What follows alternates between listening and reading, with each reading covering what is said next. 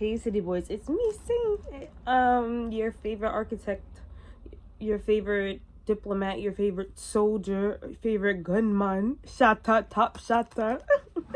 It's me, Saint, and I'm here for a video. I'm just gonna give a little, I guess you say like trigger warning, whatever.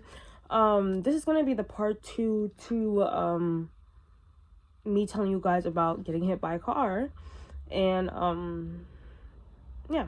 So if you guys have not watched that video, please watch that video. I just wanted to make like a clip before I started off my part 2 talking about my hospital experience, because I look crazy. I look crazy in both of them, I ain't gonna hold you, but I look a little bit better right now, so I was like, let me just do a little intro. So I'm gonna tell you guys about my hospital experience. But right now, City Boys, I am just Saint, and this is the part 2 to me getting hit by a car, and I'm gonna talk to you guys about my hospital experience. Do not come for the way I look, City Boys. When I tell you, I have been putting off this video for so long because I started filming this video and I literally could not finish. So now that it's on my heart and it's on my mind, I'm just gonna do it now, not think about it. So this is what it's gonna be. So the accident happened at 6:40. I got to the hospital, I think it was around like 7. No, I don't know, because I think by the time I got to the hospital and everything, I don't know, I felt like it was like around like 8 p.m. I'm gonna put in like corrections if I make any mistakes, but I believe it was around like 8 p.m. My mom, no, yes, I got to the hospital and I think I didn't get seen until like 8, something like that. And then my mom came around like in half an hour, 40 minutes after. So I was in there for about like 3 hours. No nurse is speaking to me, nothing. Like nothing is like happening. I'm in excruciating pain. I'm soaking wet and everything. My mom ends up finally getting somebody to cut my clothes off with me because I'm soaking wet. That's like when it was really coming to me. Like I really cannot like move. Like I can move like I said, like my forearms, but like my legs, I could not move. And then my stomach was in excruciating pain. What ended up happening is that they ended up doing CAT scans. Was it CAT scans? I believe it was a CAT scan on my brain. And they were doing x-rays like on my like ribs and stuff like that to see if I have any broken bones, and they realized I didn't have any broken bones, so they were going to discharge me. But as I was there, I kept saying like I'm in excruciating pain. All I knew is that my stomach was hurting. That's all I knew. And something like, I don't know how everybody else feels about their bodies, but I know when something is wrong with my body. Like I may not be able to say the specific words, but I know exactly when something's wrong and it's not right. I know the difference between just regular pain and something is wrong. So I kept saying like I'm in excruciating pain. There's something wrong. There's something wrong. And nobody was listening to me. And it was this white doctor, and you know, I don't know, he ended up just saying, all right, go give her a I believe it was a CAT scan, because they were doing x-rays on my body, CAT scans on my brain. They said do a CAT scan on her her abdominal area. So they did that, and that's when I was notified that I had a level 3 out of 5 rupture in my spleen, and I was actively bleeding out. So that's the pain that I was feeling. So when that happened, they ended up telling me and my family that they can't help me here. I have to go to a hospital that has an intensive unit. So I end up getting transported to another hospital. I end up getting to the hospital at like 12 in the morning. Like when I tell you the way time is going, it's crazy. So I get to the hospital at 12 in the morning. I'm in the waiting area for another like 3-4 hours. I'm in the waiting area. Excruciating pain still, crying, shaking. Like it's, when I tell you, like I cannot verbalize the amount of pain and fear that I was going through at that time. Like I can never verbalize that to you. Like that's something that you just have to feel, and I don't wish anybody to feel that feeling. And like while I'm feeling that, I'm just wishing, I just want to die, because I know in my mind that's the only thing that's going to bring me some relief. They're giving me like some like drugs and stuff to help with my pain a little bit, but when I tell you, like it literally is not doing anything. It's not doing nothing. So I ended up getting another CAT scan on my spleen. That's when I found out that it's not a level 3 out of 5, it's a level 4 out of 5 rupture. And at this point in time, it's probably like, oh, I think it's like 2 in the morning now, something like that. It's like 2 in the morning, 1 in the morning now. And so I end up finding out that I'm gonna have to get my spleen removed because I'm actively bleeding out. If I don't get my spleen removed, they're saying that, you know, I'm gonna die. So that's when I start having a panic attack. Like I can't breathe, and like it got to the point where like they had to put an oxygen mask on me because I literally it felt like I was choking, like I could not fucking breathe. And then there was this Indian nurse, no, not Indian doctor. She came to me, she sat by my side and she spoke to me, and she told me, she was like, you know, it's gonna be okay. I know you're very scared, like, but it's gonna be fine. She was like telling me how like I'm young and I don't really need my spleen, so it's gonna be okay and all that kind of stuff. I don't give a fuck about what you're talking about. Like, you know what I mean? Nobody wants to have some of their organ missing. Nobody wants an organ missing. So, she was telling me, like, you know, we have to get you to calm down because, you know, with you getting so riled up, it's going to make everything worse. So you have to calm down. She was asking me, she was like, what can I do to make you calm down? Like, do you want to listen to a song? And I'm so sorry, in my last video, I mixed it up. That song, This Gift of Life by Tendi Pendergrass, I listened to that song when I had my knee surgery. I'm sorry, I got it mixed up. I listened to Joy by Tendi Pendergrass. So I was listening to that song or whatever, and my dad, he was using his phone to play the music. And was just playing a whole bunch of like Tendi Pendergrass songs, just trying to like uplift my spirit. Like I said, I was in like a sectioned outside, but I was still in the waiting room. So I didn't end up getting into my own room until, oh gosh, I don't know, like around like 4 in the morning, like that, like 4 or 5 in the morning. My mom had stayed with me. My father went back home. My sister went back home as well. So my mom was in the room with me, and she was sitting. She was just trying to, you know, comfort me and stuff. I'm just there in pain, and she just, I don't know, like nobody wants to see their parent like that, you know. And I don't know. There's some, I care more about how others feel than how I was feeling. Like, I didn't want to be the reason everybody's just like sad and everybody's just like, you know.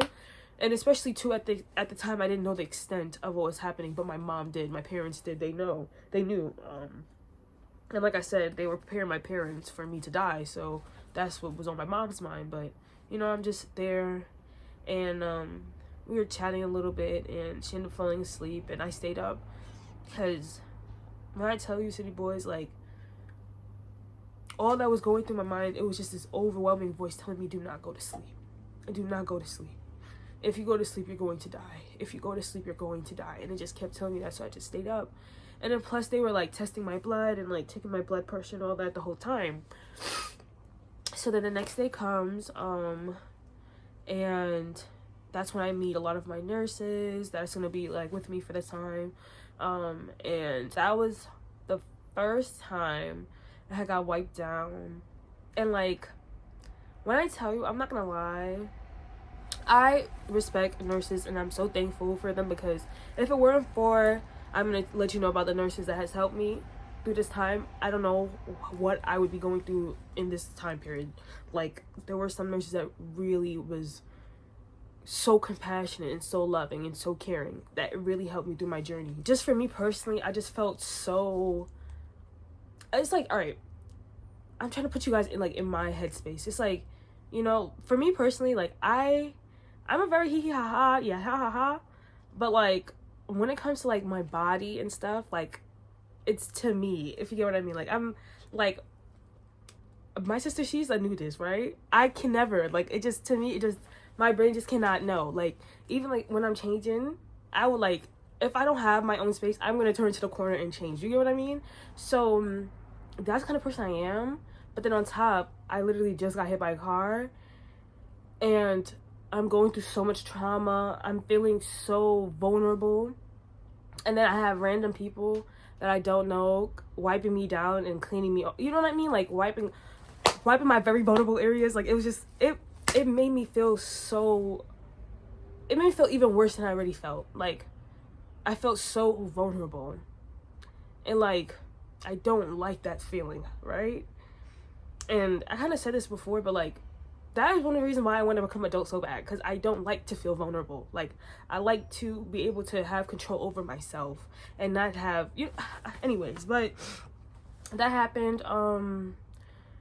I had brought this up in the first video. I had a Filipino nurse, morning nurse. City boys, oh, I'm not gonna cry again. When I tell you, that lady was absolutely horrible. Like, Alright, so I had an IV already from the first hospital that I went to. When I came to the second hospital, they put another IV in me. She came and put another IV in me, so now I have 3 IVs in me. The IV that she put in me was painful. And I remember I had asked another nurse, I said, hey, is it supposed to hurt? Because the rest of them did not hurt. Only the one that she put in hurt. I said, is it supposed to hurt? The nurse said, no, it's not supposed to hurt. It's supposed to be, like, painless. And I told her, like, every time that I get any, like, medication put into it or I get flushed, it's excruciating. Like, it's burning. Like, it's a burning pain. And I'm telling the Filipino nurse every single time, and she's not listening to me. She's not listening to me. She's not listening to me. And it got to the point where, like, literally my arm is, like, starting, like, because I already had bruises, but from where the needle was, it was bruising really badly, and I couldn't bend my arm, like, excruciating pain. And I'm telling her she does not care. So I end up getting another nurse when I went to go do another CAT scan on my spleen. I had to, like, another nurse came to get me to bring me upstairs, and I was telling her about it, and she ended up taking it out for me because she was like, yeah, no, that's not putting correctly. She takes it out. I come back down, and the Filipino nurse sees that the needle's gone, and she's like, she's catching an attitude with me. I'm like, well, I want to call you no bitch, but bitch, stop. Like, what? It was just, when I tell you, it was crazy. Continue on with her.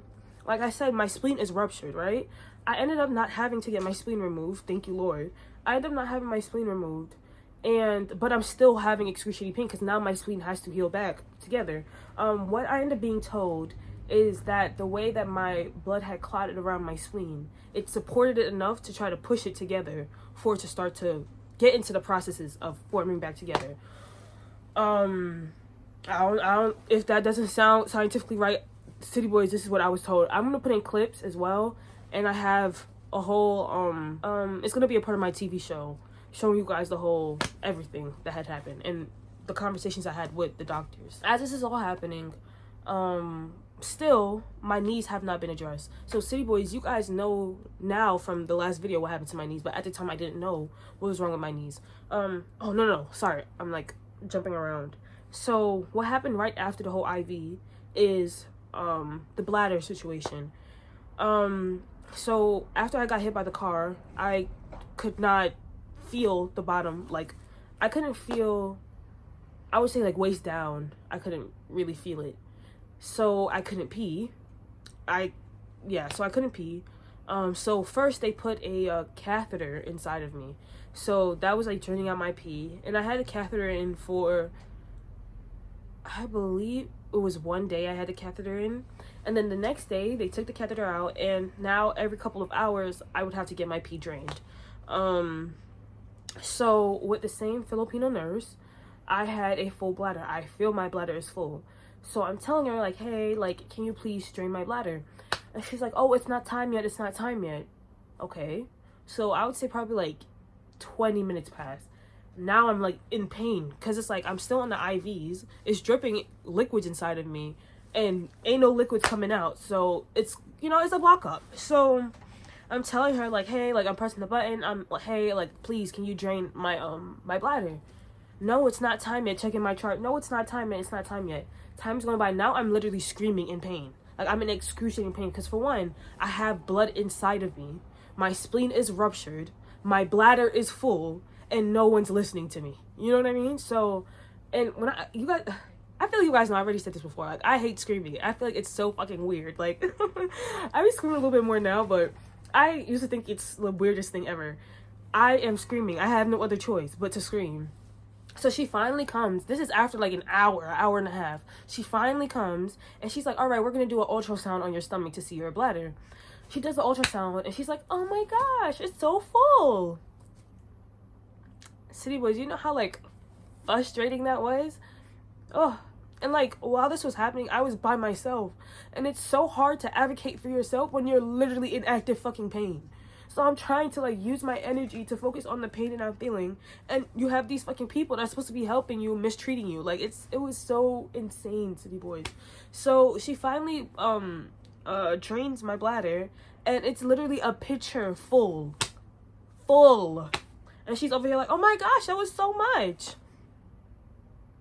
Like, I like, and to me, I'm gonna be so serious. I feel like for me, that was the start of like the spiritual attacks, like the attacks on all fronts. Cause it's like, oh, anyways, so that happened.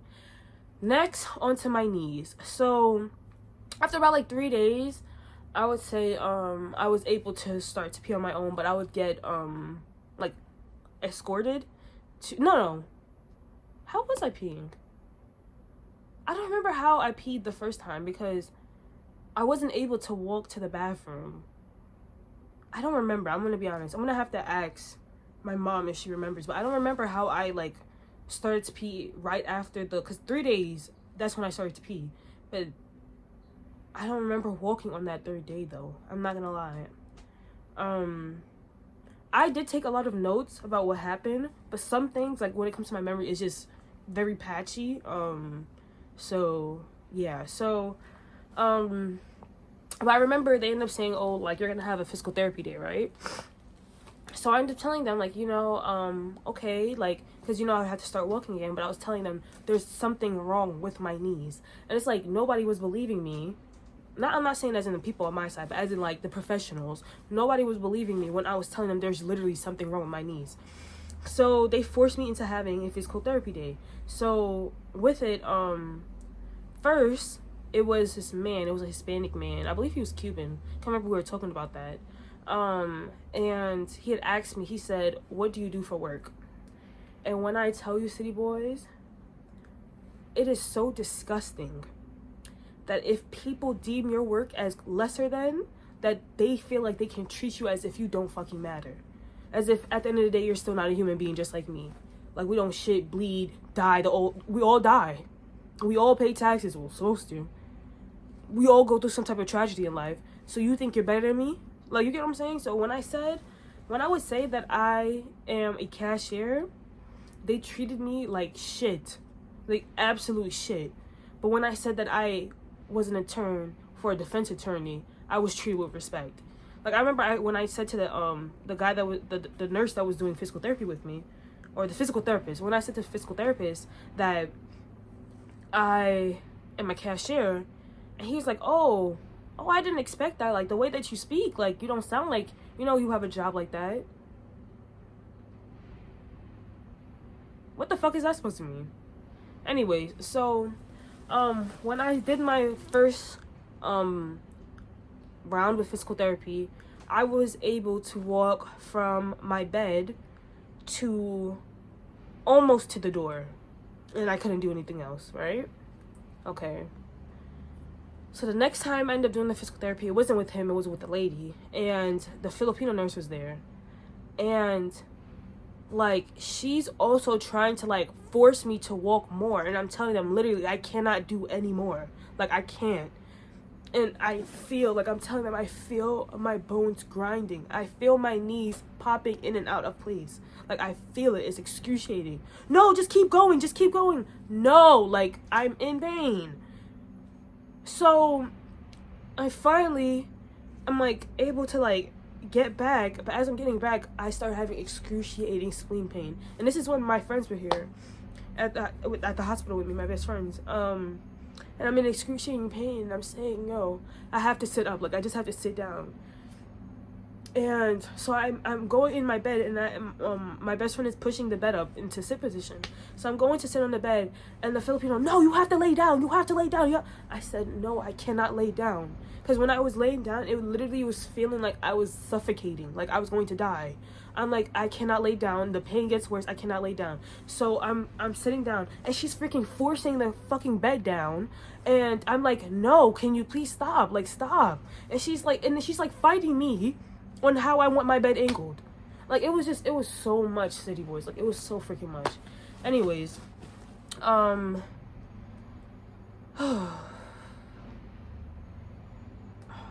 okay, so mind you, I got in the hospital on the 5th. On the 11th, city boys, is when they finally listened to me and did a CAT scan on my knees, city boys. And that's when I found out that my MCL, my PCL, my meniscus is torn, both knees. And it's a whole bunch of other stuff that was wrong, but that's when I ended up finding out about that. And then, was I supposed to? No. they were supposed to do surgery on my spleen. They had a priest come in and everything, bless us, because that's when I ended up getting transferred into one of the regular rooms. I was out of the intensive unit. I got out of the intensive unit after like it was right after that physical therapy appointment. A little bit after that, then I was transferred to like a regular room, and I was sharing a room with this lady, Rebecca. Then that's when I was supposed to have my surgery to get my spleen. It was either gonna get my spleen removed, cauterized. So that was gonna happen. But then, through the grace of God, I never had to get my spleen removed. Like literally at like, not the last second, but low key like the last second, no shade. And I'm not gonna hold you. With that hospital, I feel like they would have took some of my organs. I'm dead ass serious. I feel like they probably would have stole my uterus or something like that. I can't wait till that shit get shut down and set on fire. You see, I didn't say no shade. All shade. No, I don't want there to be no shade. Cause the shade stop something from burning faster? I don't know. If it does, then take the shade away. Cause I just want that shit to burn to ashes. Anyways, so they finally do the CAT scan on my knees. So they're like icing my knees and like giving me like compression treatment, but they're saying that like they can't do anything to my knees. I would have to do that outpatient. So I'm like, all right, whatever. At this point, like, it's like I want to leave, but it's like I know that I'm not at this place to leave yet. So I'm still there. I end up meeting with my attorney. That's when I started my whole case. And honestly, I would talk about that, but I'm going to talk about that just in this, because I don't even want to give it its own royal dedicated video, because when I tell you, City Boys, those people are so fucking evil, City Boys. They're so fucking evil. They're so evil. And they really wanted to destroy me, City Boys. They wanted to fucking destroy my character. They wanted to destroy my spirit, and they wanted me to kill myself, because they didn't fucking do it the first time. Word to everything. Anyways, so yeah, so I ended up getting my knees checked out. They're trying to literally force me to leave the hospital. No, y'all not gonna force me to leave, and y'all didn't want to do your jobs the first time. No, if I feel like I'm not ready to leave yet, I'm not leaving. I'm not jumping out. So what? I could jump out, go home, and die? No. So I'm like, no, I'm gonna be here for another day. I'm gonna be here until another day. So I stayed for another day. And now it's time for me to leave. City Boys, they're not trying to give me none of my fucking paperwork. None of my paperwork. Not even a drop of it, City Boys. And when I was leaving, when it comes to your medication and stuff, they say, do you want to get it here, or do you want to go and pick it up at a pharmacy? I said I wanted to get it at the hospital, because if you go to the pharmacy, there's certain things you cannot get if your insurance does not cover it. But you can get it in the hospital and just end up paying on the back end. You get what I'm trying to say? But I said I wanted it in the hospital because I wanted to get the lidocaine patches for my hips. City Boys. The girl's like, okay, cool. She leaves, comes back in like 10 minutes. Okay, so it's going to be sent to the pharmacy near you. And still, I'm asking for my paperwork. Oh, we're not going to give you... You can get your paperwork once you get outside. No, give me my paperwork right here. City Boys, when I tell you, they was not trying to give me none of my stuff. Thankfully, I had a nice relationship with one of the nurses, and she ended up giving me my paperwork. All of it. Okay? So, I think I told you guys... I didn't tell you guys about... Alright, so while I was in the hospital as well, I ended up having to see a psychiatrist. I had to see a psychiatrist. Because... Oh, I didn't even say this. When I was... After the first night, I was going to sleep. And the dreams that I was having, City Boys, like, it was so fucking dark. Like, the first one I had, I was just standing, and I'm, like, probably, like, near, like, a mall or something. Like, you know, I'm standing there, and I just see a person running towards me. But I'm not moving. I'm just standing and looking at them. They run past me and run straight forward into the building. And everything just splatters. And right after that, it was, like, a chain. And everybody around me just started killing themselves, jumping off of buildings, like, just doing everything to kill themselves. Next after that, then I'm having dreams about people killing me. And every dream from then, it's like, it would be like random people, and then it would start having people that I love doing it to me.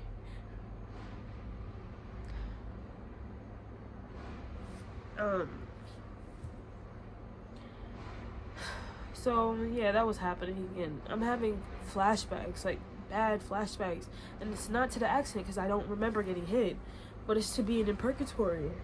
It's that feeling of this is not real, but I'm stuck here. And to be honest, City Boys, when I came back, City Boys, I did not think I really came back. Like, I would say until like the 4th month after my accident, that's when I realized that I was actually here. So, I'm going through my whole healing journey, and I'm fighting this case, and City Boys, like, they had people following me, City Boys, taking pictures of me, following my mom's cars. Like, it was like weird shit, bro. And I know it's like, oh, like they're just trying to see if you're lying or whatever, but it's, when I tell you, I wish I could show you like the extent of what the fuck they were doing to me, City Boys. Like, even on my trip to Barbados, City Boys, they had one of them motherfuckers sitting behind me, behind my seat, kicking me in my fucking bag, City Boys. And I'm not even like dragging it. I'm being so serious, City Boys. After that, I'm having such bad spiritual attacks, City Boys. Like, literally, and I hope you guys do not think I'm crazy, because I'm being dead ass serious. Literally sending me spiritual attacks, City Boys, in my dreams, City Boys. I said it before, trying to make me harm myself. That's not in my fucking mind. I don't want to harm myself. I will not harm myself. I will not kill myself, ever. But that's what they want me to do. Like, literally doing everything to break me down. On top of that, City Boys, I went to the first knee surgeon, and I'm gonna say he was with them people. Let me just say it like that. He's with them people. Oh, there's nothing wrong with you. You could just heal. Like, you could just heal by itself. City Boys, when I went to my actual knee surgeon, Dr. Thompson, he literally, I got closed MRIs on my knees. The amount of shit that was wrong with my knees, City Boys. He's like, I was surprised that you could even walk. When I got from the hospital, I have stairs in my house. My parents had to carry me from the car into the house. That's how much I could not fucking walk. Cool. So, that's going on. Spiritual attacks. Then I had to go see their physician. I have some vlogs that's gonna come up in my TV show talking about this in more in depth. But City Boys, I see their physician. When I tell you, City Boys, they lie on the whole fucking paperwork. And mind you, he put his degrees on it. Not degree, degrees on it. Lied about different tests they done on me, never did it. Lied about how they did cognitive tests on me, never done it. Cause bitch, I had 2 fucking concussions. Bitch, memory fucked up. Headaches galore. Can't like, my balance is fucked. Lies, City Boys. And then on top of it, after lying about like my physical being, right, and my agility, and me being how limber I am, lying about that, on top of it says she didn't. All right, mind you, all right, in my video I'm going to talk about how I was supposed to get so I had my first knee surgery, okay? I had that in June. Yeah, June. I had it in June. I was planning on getting my second knee surgery because first, the worst knee was my right knee. That's where my MCL, my PCL, my meniscus was torn. My left knee, it was only my PCL and my MCL was torn. But because I was putting so much more weight on my left knee because my right knee was so fucked up, it ended up fucking up my right knee even more. So then I ended up having more things wrong with my right knee. I was planning on having my right knee surgery in January. But when I tell you, during this whole process, I just got closer and closer with God. And through that, God was talking to me and telling me, no, you have to move it up. And I'm just like, God, I don't know if I want to move it up because I'm ready. I didn't even heal. Look, I really didn't even heal. I'm in a lot of pain still. Like, I can't have 2 knees healing, but I had to listen, and I did that. City Boys, when I went to go see their physician, City Boys, in their paperwork, for one, they said that I was not pregnant on the night of the accident, but I got pregnant recently. So they're saying I'm pregnant. So right now, City Boys, this is about 8 months after they said I'm pregnant. City Boys, where's the baby? Where is the baby? Where's the baby? Where is the damn baby? So they say that, so I'm pregnant, and they cancel all of my, I don't know what it's called, but the money I would get for like physical therapy and stuff. They canceled that. I had a neurological appointment to check out my brain. They canceled that for me. All that because they said I don't need it anymore. And when I tell you, city boys, I was so hurt. I was so hurt because now it feels like you being racist. I'm not even joking. Now it feels like you being racist because I didn't even say it. A Jewish guy hit me. A white Jewish guy hit me with his car. Okay. That seems very fucking racist to me. Why I gotta be pregnant? Like, literally, why do I have to be pregnant? Out of everything you could say about me, why do I have to be pregnant? Okay, so that's happening. Girl, I was getting denied disability. I got denied disability. Then I was trying to get unemployment. I got denied unemployment because I'm disabled. Okay. So all that is happening, city boys. Like, I'm not gonna lie. Like, there's so much more, but it's like I don't even want to give it too much life, if you get what I mean. Because it's like, it's really, really fuck them. Like, fuck them and fuck the whole situation. Like, literally sending literal demons at me. I'm so serious. I don't know if I talked about it in another video, but it was right after my my knee surgery, my second knee surgery. And this is the reason why I left my room. I'm in my bed and I'm facing my wall where my blackboard is. I'm sleeping and I end up waking up because I feel like something is looking at me. And at first I just thought like somebody probably passed my room door because I had my room door open. But I look forward and there's nobody there, so I'm like, all right, whatever. So I turn back and I lay down and I feel like something is just watching me. And it's like, one thing about me, I feel like I can read energy to an extent. And it just felt so negative. Like, it felt like somebody hated me. Like, that's how I felt. So I'm like, what the fuck is going on? And I turn and I'm facing now where my dresser is. And city boys, it's a woman. It's this huge woman.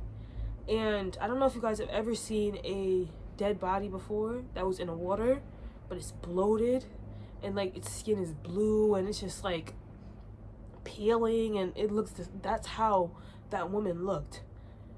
She's looking at me and like the energy that I felt off of her is like she wanted to destroy me, city boys. Like, literally rip me apart. And the best way I can explain it is like Wonder Woman's lasso, invisible lasso, and it was holding her back from coming towards me. And city boys, when I saw that, I just prayed. That's all I could do. I just prayed, and I put myself back to sleep. But after that, I could not sleep in my room because it wasn't my room anymore. You know what I mean? I'm not gonna hold you, city boys. Like, I feel like only people that have experienced some type of spiritual warfare will understand what I have just told you guys. And the way that they do these things, city boys, is to make you feel like you're going crazy and to make you feel like you're just imagining all these things. And it's so evil. Like, it's so evil. It's so evil. And when I tell you, city boys, they were trying to turn me into an evil person. They were trying to make that hate that I had in my heart from my accident and that man turn into hate for everybody, city boys. They wanted me to become such a negative version of myself that I will never be able to live the journey and the life that God had prepared for me. Because I know that I have so much great things to do, not only for myself, but for this world, that if I were to turn angry, it will never come to fruition. Because the things that I create, the things that I need to create is going to be out of love. I will never be able to create that if I held that anger and frustration that I had from my accident. When I tell you, city boys, in the beginning, I wished such bad stuff on that man, city boys. I said some real dark shit, city boys. And like, sometimes it got to a point where it's like, I was surprising myself with the stuff that I was saying. And I had to turn around and repent for that. Because even even knowing that this person caused me harm, and even knowing the things that that person is spiritually behind and has been sending out to me, even knowing that they wanted me to kill myself, city boys, I still cannot be that person. Because how am I better than them? Oh, because I have a reason for it? Technically, they have a reason for it too. There's individuals, and this is what I came to the understanding of. There's individuals that get possessed, and people think possessing with like a demon and stuff. It could, yeah. But some people get possessed to do a certain thing. They don't know why they do it. They don't know why it happened. It's because somebody's star is shining too bright. And just like God knows your next step, the devil knows some of the steps as well. So they're going to try to interrupt where they can to make sure that that star never gets to really shine as bright as it's supposed to make the impact in this world when it's supposed to. And that's how I feel. That's truly how I feel. So that anger and hatred that I had, see, I don't have the energy to have it anymore. I literally don't. When I tell you, fighting that case and fighting those people, city boys, it took so much out of me. It took so much, especially to get back what I got. It took so fucking much. And that's why I choose to be happy, city boys. I have literally every reason to be angry. I have every reason to be sad. I have every reason to have malice in my heart. But for what, city boys? For what? What does that do for me? What does that gain in my life? And what does that do for other people? I don't have it. I don't have it. And that's why I choose just to laugh. I be laughing about everything, because why not? So, you know, this is what has happened to me. Like I said, there'll be clips, there'll be pictures and stuff for those who don't believe. But you know, if you don't believe, I don't know why you are in part 2. But you know, I'm always gonna have a smile on my face, city boys. Like I said, if you know even half of the shit I've been through, that's shit. It is what it is. And like I said, this is the journey of life that I chose, and shit, I'ma stick through it, you know? I'm sticking with it, you know what I'm saying? But I just need to get this off my chest. I hated feeling like I had to keep carrying this around. I hated making content and I'm like suffering, you know what I mean? Like making content right after somebody just fucking spit on your fucking name. Like it's hard to be like going through this and then turn around and be like, city boys, I'm gonna give you 10 reasons why Vince McMahon is a racist son of a bitch. Like I can't, like it's hard to turn around and make videos like that. Like, so that's why I was taking such big breaks and stuff in between, because it was really taking a toll on me.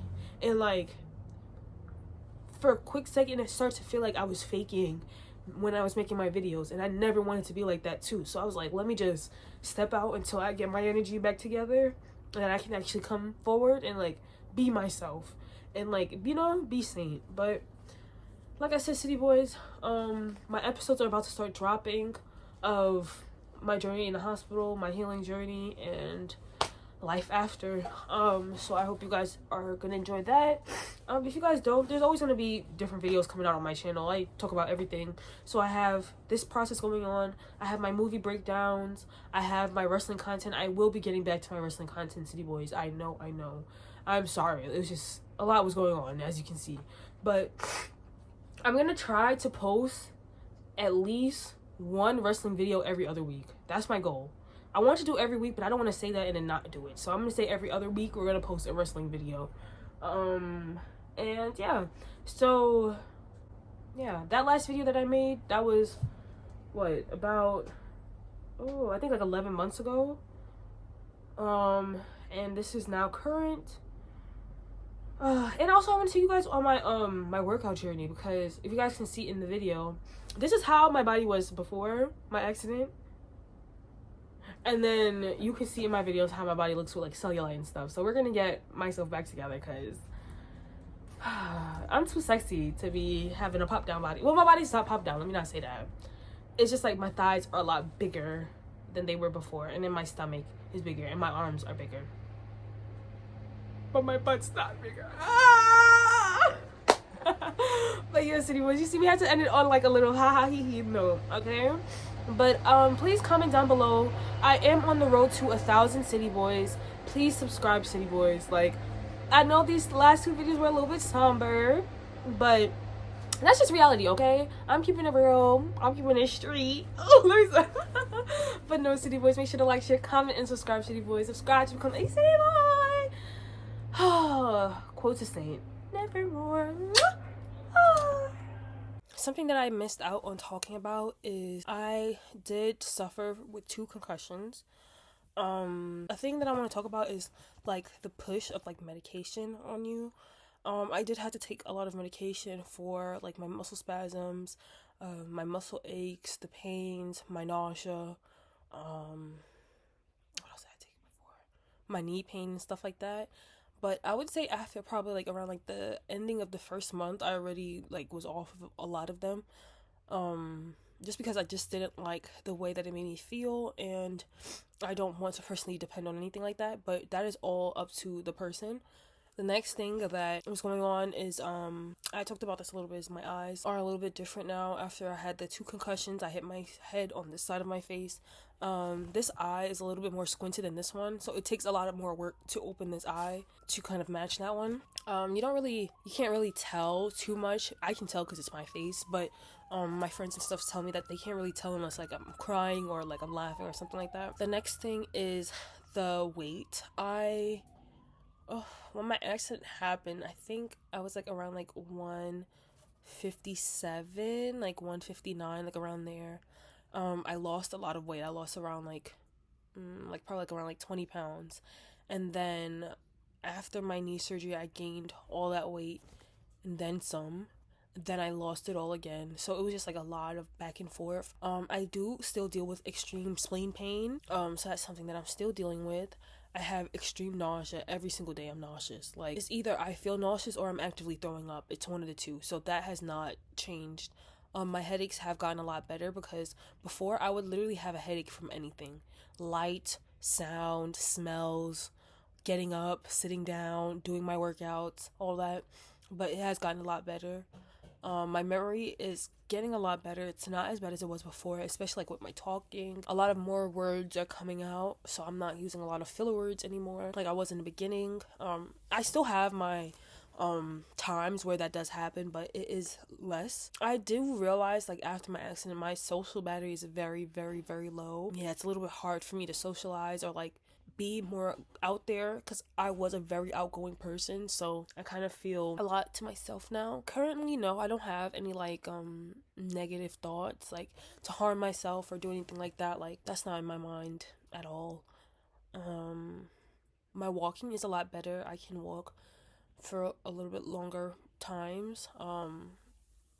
It's just like the pain and stuff like that I'm dealing with, but it is all getting a lot better. Like, it's compared to how it was in the beginning, it's like magical, honestly. I'm trying to think about like anything else that I left out. For my girls that care, my period after my accident, horrible. Like, I have excruciatingly painful periods. Like, my back feels like it's splitting in half. Like, not just splitting in half magically, like a chainsaw down my back.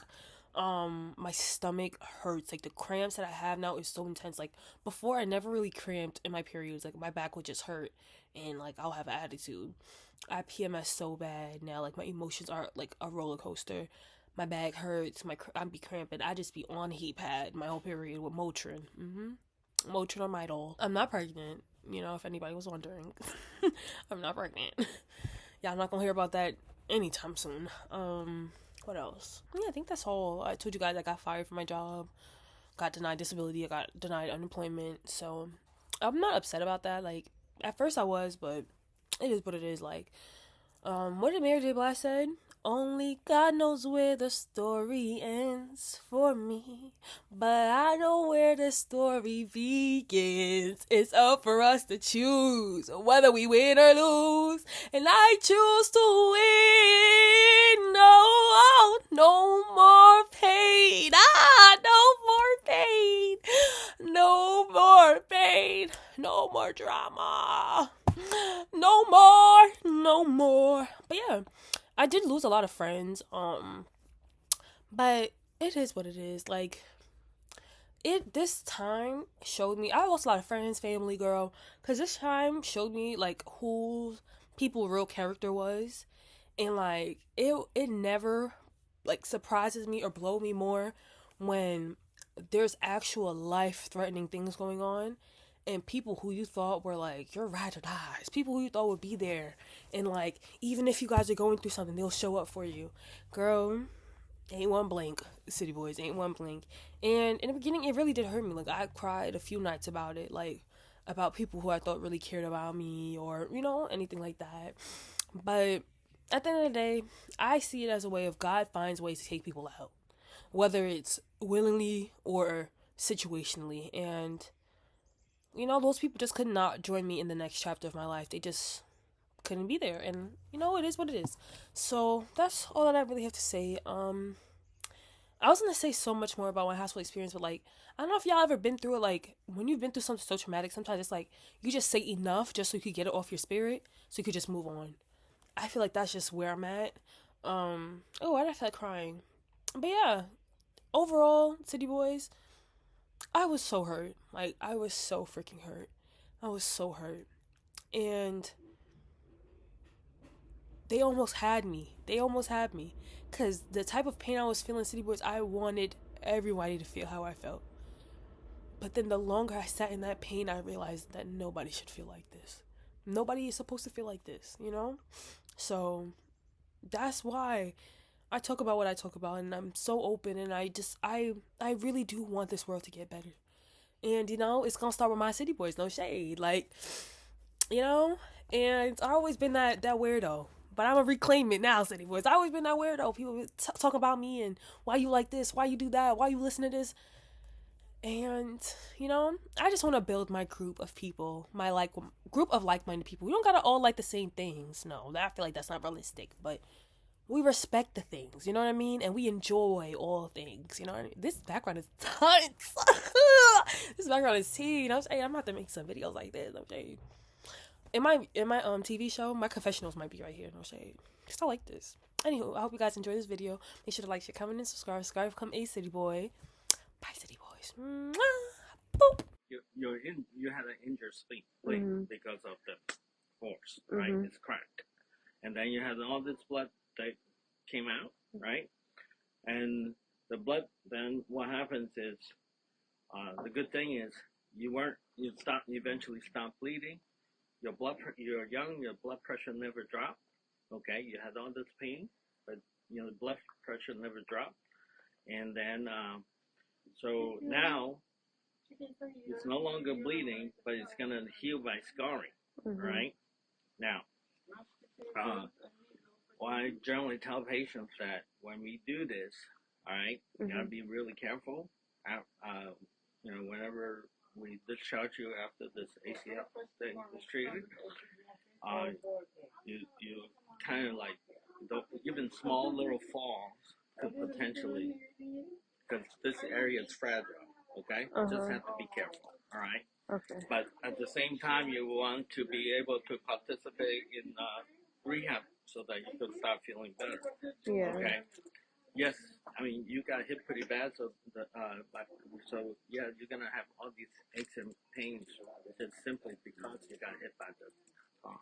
All right. I feel like that's what I'm scared about because they're trying to make like I can barely walk to the hallway and back, and they're trying to make me do stairs, and I'm telling them I do not feel secure enough to do stairs yet. Cause like kind of what you said, if I fall, it can make things worse. What? And ready walking back and forth, I'm dizzy. Like I cannot keep my balance, so I'm scared that if I do the stairs, I can fall. Then the other thing is during the day, spend more time sitting up. Because a lot of times, especially when you're laying down for a long time like this, it really helps to be upright most of the time because the